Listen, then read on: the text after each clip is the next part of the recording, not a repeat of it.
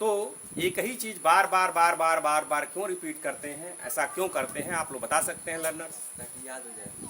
ताकि याद हो जाए।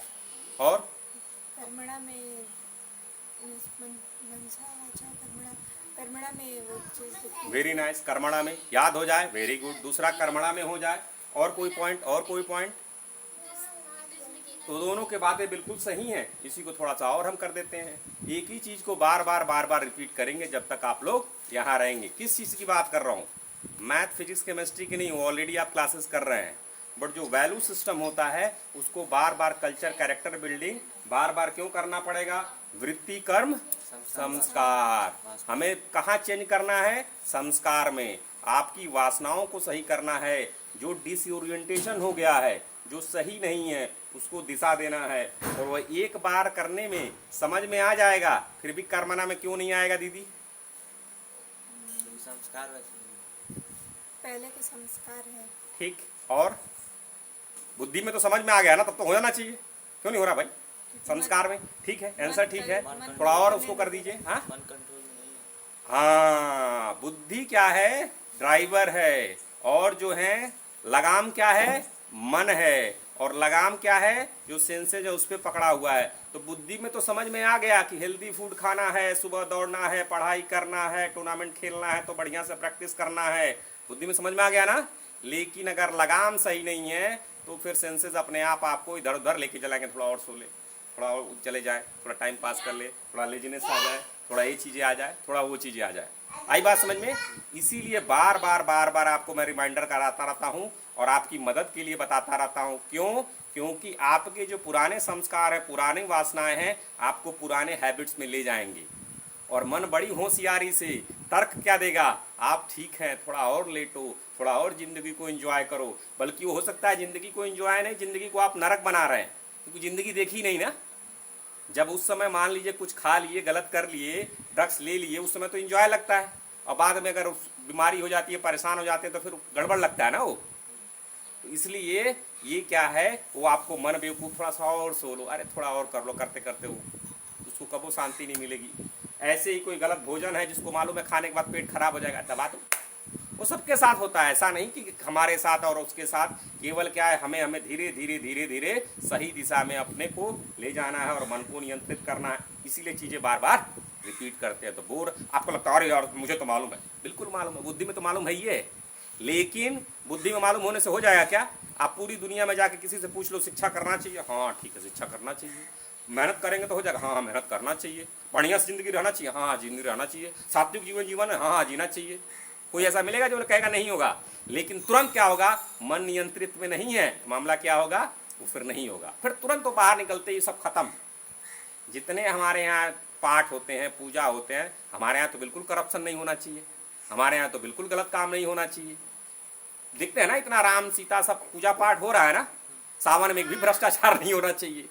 लेकिन अभी कहीं जाएंगे तो होगा ना, क्योंकि बुद्धि, रथ चलाने वाला ड्राइवर कितना भी हाँ ठीक ठीक ठीक ठीक, और जो गियर ही काम में नहीं आएगा, ड्राइवर गाड़ी चला रहा है, गियर अपने आप लगने लगे, ब्रेक अपने आप लगने लगे, तो गाड़ी चला पाएगा सही से? नहीं चला पाएगा। तो इसीलिए उसको करते हैं, बार बार करें, इसको करना है। जब आपके कर्मणा में आने लगेंगे, जब आपकी एज हो जाएगी, जब आपकी से सही हो जाएंगे, मेंटरशिप आपकी पूरी हो जाएगी, तो ये चर्चा ही नहीं करेंगे। ठीक है? फिर आपको स्वतः बार बार फिर भी रिमाइंड कराना पड़ेगा। इसीलिए देखिए बहुत पढ़े लिखे लोग भी जाते हैं सत्संग में, बहुत पढ़े लोग भी कॉन्फ्रेंस करते हैं, बहुत अच्छे लोग, बार बार उसको रिमाइंड कराना है। क्यों? मन फिर, क्योंकि आसपास आपके जो ग्रुप हैं, आपकी सेंस, उनकी भी एनर्जी लगेगी ना, तो देख के फिर मन धीरे धीरे, और ये जो है माया में, संसार में, इस वर्ल्ड में चलता रहेगा। ठीक है जी? अब आते हैं मेन टॉपिक पे। अगर आप लोग थके हो तो बैठ सकते हैं। इकिगाई, अपना अपना इकिगाई फाइंड करना है, अपना अपना धर्म फाइंड करना है। जब मैं धर्म बोलूं तो यहाँ बोल रहा हूँ कि आपको जिंदगी में क्या करने का मन है, जो अंदर से आपके आए। बातें सबकी सुननी है, बातें क्या क्या ऑप्शंस हैं सब सुनने हैं, बट धीरे धीरे धीरे लॉजिकल थिंकिंग, क्रिटिकल थिंकिंग के अनुसार ये निर्णय लेना है कि भाई this is what I am going to do for my life. काम तो 1 साल 2 साल नहीं होगा ना, नेक्स्ट 20 30 साल 40 साल 50 साल, जितना साल जिएंगे करेंगे, उस हिसाब से आपको चूज करना है। यह क्वेश्चन बड़ा आसान भी है और बहुत कठिन भी है। जिसको मिल गया उसके लिए बहुत आसान, जिसको नहीं मिला तो धीरे धीरे बैक ऑफ द माइंड ये चलता रहेगा और बीच बीच में मैं आप लोगों को जगाता रहूँगा जब भी आप सोएंगे इस बात को लेके। ठीक है जी। अब आते हैं, आज एक सज्जन ने पूछा, हमारे एक लर्नर ने पूछा, सर आपने जॉब क्यों छोड़ दी। हमारे एक लर्नर ने पूछा आपने जॉब क्यों छोड़ दी। तो मैंने कहा इसका ऑलरेडी आंसर दे चुके हैं, बट फिर भी एक बार दे देते हैं। ठीक है। अब क्या है कि लॉजिकल थिंकिंग, क्रिटिकल थिंकिंग के अनुसार जो मेरा डिसीजन उस समय था अभी भी वही डिसीजन है। उस हिसाब से बिल्कुल मैंने सही निर्णय लिया है और सही रास्ते पे हूँ। फल मिले न मिले वो नहीं मालूम, लेकिन फल भी अगर मिलेगा, मिलना चाहिए तो मेरे हिसाब से सही मिलना चाहिए। तो मैं पहले आता हूँ। जॉब क्यों कर रहा था? क्योंकि मैं गुलाम के लिए बहुत भलाई कर रहा था। नहीं, मुझे बहुत I am was a very good human being, I wanted to do good to the world. ऐसा था भाई। पैसे के लिए गए थे। प्लेसमेंट का एक ही था, बढ़िया जॉब, पैसा कमाएंगे। बढ़िया प्लेसमेंट लग गया। तो पहली चीज पैसा था, उसमें कोई दुराय नहीं है। लेकिन वहाँ 3 साल 2.5 साल बिताने के बाद मुझे ऐसा प्रतीत हुआ कि जितना मैं प्रेशर मेहनत और कर रहा हूँ, अगर उतना ही प्रेशर मेहनत मैं अपनी स्व की जिंदगी में लगाऊं तो पैसा ज़्यादा किस में कमाऊंगा? अपने वाले काम में, स्व वाले काम में। यह 2013 में क्लियर था, 2026 में भी ये क्लियर है। ठीक। लेकिन अब आते हैं दूसरे पॉइंट पे। दूसरे पॉइंट में था कि जॉब करते उस समय पैसा सही मिल रहा था, बिल्कुल अच्छा मिल रहा था, जिंदगी बड़ी अच्छी थी, कंपनी खराब थी। ना ना ना ना, फिर से मौका मिले फिर उसी कंपनी में ज्वाइन करूं, भरे 2 पोजीशन मुझे नीचे ले, क्योंकि हो सकता है नीचे लेगा ना, क्योंकि मैंने छोड़ा ना, तो जाऊंगा तो हो सकता है 2-3 पोजीशन 4 पोजीशन भी नीचे करते तो भी मुझे कोई फर्क नहीं है। कंपनी ठीक थी, ठीक ठाक ख्याल रखती है अपने एम्प्लॉयज़ का, पैसा ठीक देती है। पैसे के लिए तो गया ना, पैसा देती है बढ़िया से, काम भी लेती है, काम से क्या डरना, काम करना ही है। तो दूसरी चीज़ ये समझ में आई वहाँ पे कि अगर मैं 30-35 साल जॉब करूँगा तो मुझे जितना मिलेगा, लेकिन जब मैं रिटायर हूँगा तो फिर जीरो हो गया ना। जितना मिला है उतना, तो रिटायरमेंट के बाद तो मुझे एक चवन्नी वो नहीं देगा ना। लेकिन स्व का काम करूँगा तो अभी रिटायर होऊंगा क्या? जब तक जान चलेगी, जब तक बात चलेगी, तब तक रिटायरमेंट का कोई नहीं है। और वो जो क्रिएट किया है वो किसका है? वह स्व का है। तो जब छोड़ूंगा तो जीरो हो जाएगा क्या? नहीं। आ रही बात समझ में? नहीं। इक्विटी क्रिएशन का यही फायदा होता है। इक्विटी क्रिएशन में जब आपका वो अपना होता है तो चाहे आप रहें या न रहें, इक्विटी ओनरशिप, इसलिए थोड़ा पढ़ना जरूरी है। इक्विटी ओनरशिप बड़ी अच्छी चीज़ है। कंपनी में मैं हूँ, कंपनी सैलरी देगी, बिल्कुल देगी, घुमाएगी यूरोप, बिल्कुल घुमाएगी, खिलाएगी पिलाएगी, बिल्कुल कराएगी, क्योंकि उसको अच्छा कर हमसे लेना है काम, बिल्कुल करेंगे। लेकिन कंपनी छोड़ देंगे तो चमन्नी देगी नहीं। इक्विटी क्रिएशन में क्या है कि जब नौकरी छोड़ भी देंगे, रिटायरमेंट हो गए, बूढ़ तो होंगे ना, तो भी जो आपकी इक्विटी रहेगी वो आपका है। ठीक। तो अपने परिवार, अपने बच्चों, अपनी चीज़ों के लिए एक तरह से, अब हमारे बच्चों को उस समय मैंने ये सोचा कि जैसे मान लीजिए आपका इक्विटी क्रिएशन है तो आपके बच्चों को फिर जीरो से स्टार्ट नहीं करना पड़ेगा। कंपनी छोड़े तो फिर तो आपके बच्चों को जीरो से स्टार्ट करना है ना। बात समझ में आ रही है? क्योंकि कंपनी तभी उनको लेगी, फिर वो MBA करेंगे, फिर पढ़ाई करेंगे, फिर ऐसा करेंगे, तभी वो कंपनी उनको लेगी, और तब भी नहीं लेगी। कोई जरूरी नहीं कि लेगी ही, समझ रहे हैं? लेकिन आपकी कंपनी है, स्व की कंपनी है, तो आपके बच्चे होंगे तो आप अपने हिसाब से चाहें तो उनको सेटल भी कर सकते हैं। तो इक्विटी क्रिएशन में आपका हो गया, आपकी अपनी चीज़, आपकी अपनी स्वतंत्रता। ये बात अलग है कि अगर बच्चे नहीं मैनेज कर पाए या फिर आपके बच्चे सही नहीं है तो मत दीजिए, वो अलग चीज़ है, वो अलग प्रोसेस हो जाएगा। तो 2 पॉइंट समझे। अब तीसरा पॉइंट आते हैं कि आम की कहानी समझते हैं। एक है आम का पेड़, खूब बढ़िया लंबा आम। कौन आम अच्छा लगता है आप लोगों को? किस पेड़ का बताइए, जल्दी बताइए। आप लोग तो भाई यूपी वाले हैं, यूपी के आम बड़े फेमस हैं, एक से एक वैरायटी। कोई आम पसंद नहीं है आप लोगों को? सारे। हाँ, अरे कोई नाम बता दीजिए तो तुक्का हो गया सारे। को नाम वैरायटी बदला नहीं, गांव के लोग हैं फिर भी नहीं मालूम, तो भाई आप लोगों की ट्रेनिंग ठीक नहीं हो रही है। अगली बार कम से कम सारे पेड़ों पे चढ़ना होगा। पेड़ों पे चढ़ते हैं आप लोग? पेड़ों पे नहीं चढ़ते? चढ़ते हैं। अरे भाई साहब, हाँ तो बताइए कोई आम का नाम लीजिए। दशहरी ले लेते हैं, ठीक है?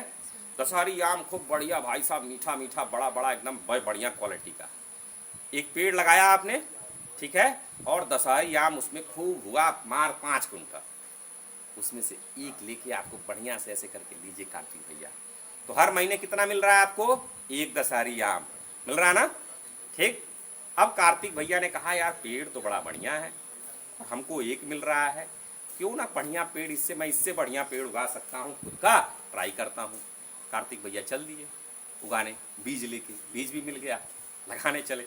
लेकिन पहला बीज लगाए तो बीज भी खराब था, पेड़वे नहीं हुआ 4 साल ले। ठीक। फिर दूसरा बीज लगाए, पेड़ ही नहीं हुआ। अब भाई साहब इनके घर वाले लगे गरियाने। क्यों गरियाने लगे? रोज एक, हर महीने में ही काम आता था ना। हाँ, आई भैया गए तो पहले 4 साल में कुछ नहीं आया, दूसरे 4 साल में भी कुछ नहीं आया, तीसरे आम लगाए वो गड़बड़ निकल गया और गाली पड़ने लगी। किससे? आसपास वालों लोगों से, रिश्तेदारों से। लेकिन कार्तिक भैया को लग रहा था कि नहीं, पहले वाले में लर्निंग ठीक नहीं, दूसरे में और अच्छा मैंने लर्न किया, तीसरा गड़बड़ा गया, ठीक है चौथा लगाए, चौथा में भी गाली पड़ी। लेकिन इनको लगा नहीं सही चलना है। Clarity, conviction and confidence. Over confidence नहीं, कॉन्फिडेंस। किस चीज से? क्लैरिटी है। क्लैरिटी के बाद क्या हुआ? कन्विक्शन है कि नहीं। क्यों? क्योंकि जितना उसमें 8 साल में हमने कितने आम गमाए? अगर 1 साल में 12 मिलते हैं तो 8 साल में 96 आम ही न मिले। और 12 साल में कितने आम मिले? 1 साल में 12, 1 साल में 12 तो 12 साल में कितने आम मिले? एक महीने में एक आम देते थे हमको लंबा बढ़िया सा। हाँ, और लाते थे तो सब काट के सब घर वाले बढ़िया से खाते थे, कहते थे भाई साहब क्या टेस्टी आम है। ठीक। और थोड़ा आस पड़ोस को भी खिला देते थे, बल्ले बल्ले। अब क्या हुआ? 12 साल तक एक आम नहीं मिला, कितना आम का नुकसान हुआ? 144।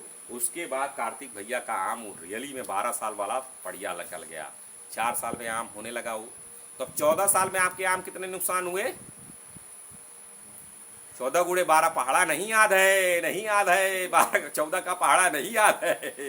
पहाड़ा पढ़ेंगे तो 14 10 140 और 24 164। हाँ 168।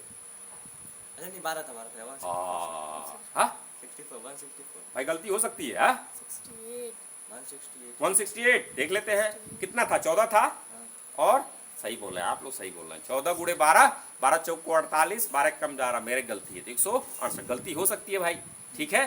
तो कॉन्फिडेंस लेके आना है। 100 कितना हो गया? 168 आम। नुकसान कितना हुआ? 168 आम। घर वाले गरिया रहे, एक को आम नहीं मिला इसका। लेकिन जब वो 4 साल बाद आम देने लगा तो हर साल तो उतना कुंटल दे रहा है। ठीक है जी। अब क्या होता है, जो तीसरा पॉइंट बनाया कि जब सब कोई निकलता है तो यही सोचता है कि 3 साल 4 साल में उसका आम हो जाएगा।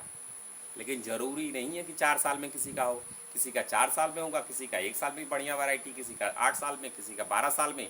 लेकिन होता है तो अभी भी कन्विक्शन यही है कि नौकरी में अगर 30 साल तक जितना करता, ठीक, और आज की डेट में जो कर रहा हूँ, अगर 30-34 साल का देखा जाए तो नेट अगर देखा जाएगा आउटपुट तो इसमें ज़्यादा आना चाहिए। मैथ के हिसाब से, क्रिटिकल थिंकिंग के हिसाब से, लॉजिकल थिंकिंग के हिसाब से। समझ रहे हैं? दूसरी बात, इसमें इक्विटी मेरा कितना है?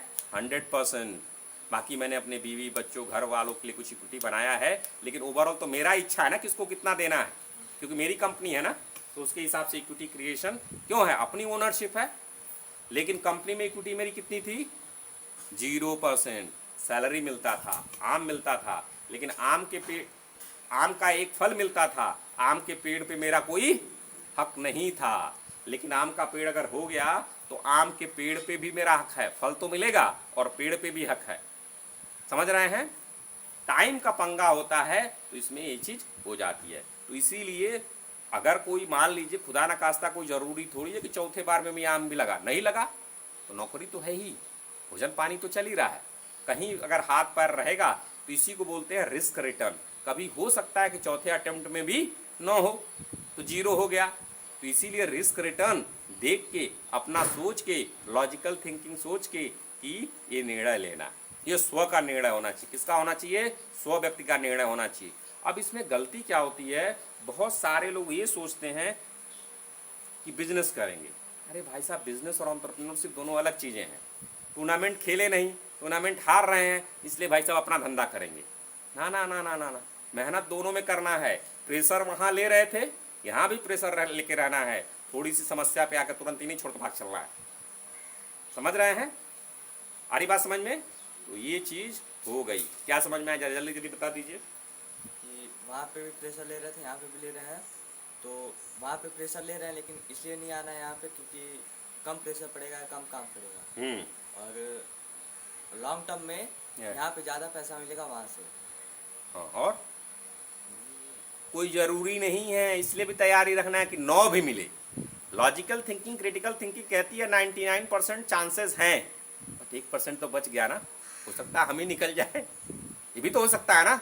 तो ये कभी भी उसकी तैयारी रखनी है, इसी को रिस्क रिटर्न बोलते हैं। लेकिन प्रोबेबिलिटी लेके मैथ के हिसाब से निर्णय लेना है। तो अपनी इस चीज़ में निर्णय क्या है, जब अपने इंटरनली सुख इकिगाई के लिए काम करेंगे, तो खुशी के लिए काम कर रहे हैं, तो पैसा तो आउटपुट है ना। तो चाहे मुझे 30 मिले, चाहे 3000 मिले, चाहे 3 लाख मिले, चाहे जितना भी मिले, इंटरनली सुख फुलफिलमेंट के लिए काम कर रहे हैं। पैसा बाहर वालों को दिखेगा, अब वहाँ तो हमें आधे खाएंगे ना, 5 कुंटल हम नहीं खाएंगे ना, पेटवा में जितना जगह हुआ उतना ही खाएंगे ना।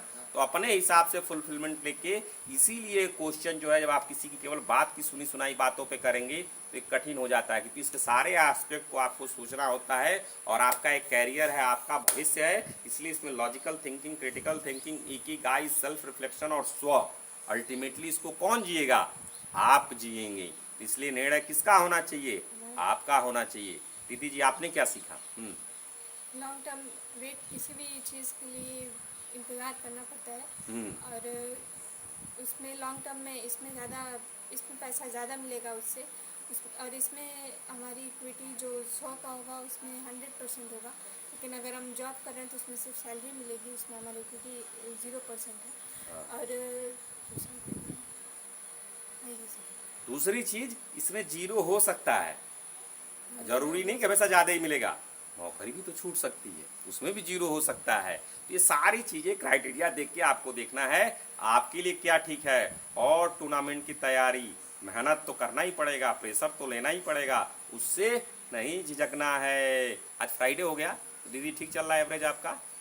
आज ठीक, सुबह सुबह तो डेली आप आ रही हैं, तो एवरेज तो ठीक चल रहा होगा, लगे रहिएगा। और जब नींद आए तो नींद से थोड़ा सा उससे लड़िए, थोड़ा स्ट्रगल कीजिए। आप बिल्कुल सरेंडर करते जाएंगे ना, जैसे नींद 7-8 घंटे सोए हैं घर पे, और उसके बाद भी अगर झपकी आ रही है, स्वाभाविक क्रिया है, हैबिट नहीं है।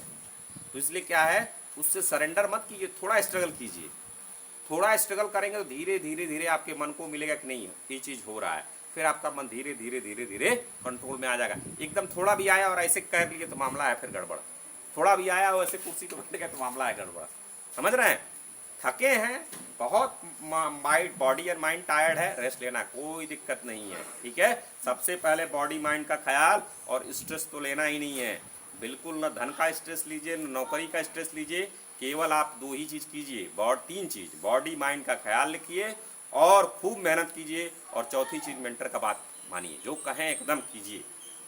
समझ रहे हैं? बट करना है तो करना है, पढ़ना है तो पढ़ना है, ठीक है।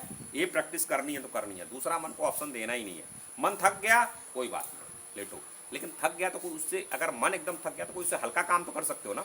सारे कामों में उतनी एनर्जी तो नहीं लग रही है ना, सबसे हार्ड, फिर थोड़ा उससे हल्का, फिर थोड़ा उससे हल्का, फिर हल्का, और फिर लास्ट में कहे भैया मन का है सरेंडर, कुछ नहीं कर पाए, कोई बात नहीं, टहलो, कुछ दूसरा करो, और एकदम हो गया रेस्ट करो, ठीक है जी। लेकिन रेस्ट करना, यूट्यूब देख रहे हैं, जो चीज़ बात कर रहे हैं, जो गॉसिप कर रहे हो, रेस्ट नहीं होता है।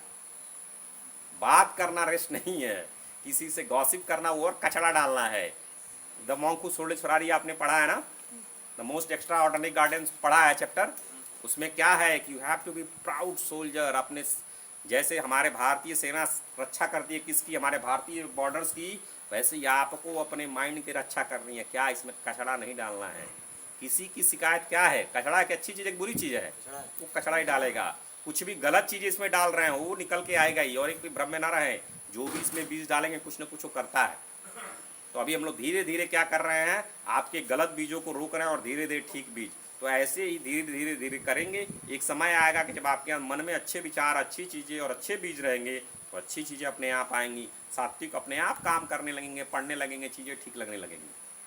आप लोग तो वही है ना जो 1 पेज नहीं पढ़ पाते थे। कितना पेज पढ़ा कल आपने? 10 पेज पढ़ा। भाई साहब बताइए आप कितने पढ़े पेज सर जी? 6 पेज। तो वही है ना, जो व्यक्ति 1 पेज नहीं पढ़ पाता था 6 पढ़ रहा है। तो एक व्यक्ति अगर 1 से 6 आ सकता है तो 1 से 10 नहीं आ सकता। और बाद में 10 ऐसी हैबिट बन जाएगी कि 10 तो नॉर्मल हो जाएगा, फिर 12, 14, 15 ऐसे हो। टारगेट क्या है? 120 का। वो होगा, चिंता मत कीजिए, वो भी आप लोग पहुँचेंगे। अभी घबराना नहीं, एकाएक देंगे तो घबरा जाएंगे ना, लेकिन पहले 10 पहुँचते हैं, 10 कर लेंगे तो यहाँ तक काफ़ी है। उसके बाद धीरे धीरे आपका मन अपने आप, जब उस चीज़ का आपको नशा आ जाएगा, किस चीज़ का? सात्विक चीज़ों का। सात्विक के नशे में क्या बेनिफिट होता है कि जितना वो करेंगे उतना और अच्छा, नुकसान उसका कुछ नहीं है। कोई भजन करेगा तो उसका मुंह फट जाएगा क्या? नाली में गिर जाएगा क्या? नहीं। भजन में, अगर भजन में मजा आने लगेगा तो उसमें वो उसका मजा, जो भक्ति वाले लोग हैं, इंजीनियर, डॉक्टर, और भक्ति में लगे हैं, तो उनको कुछ अच्छा लगता हुआ तभी तो कर रहे हैं ना। ठीक है, तो ये करेंगे, धीरे धीरे ये चीज़ आने लगी। चलिए।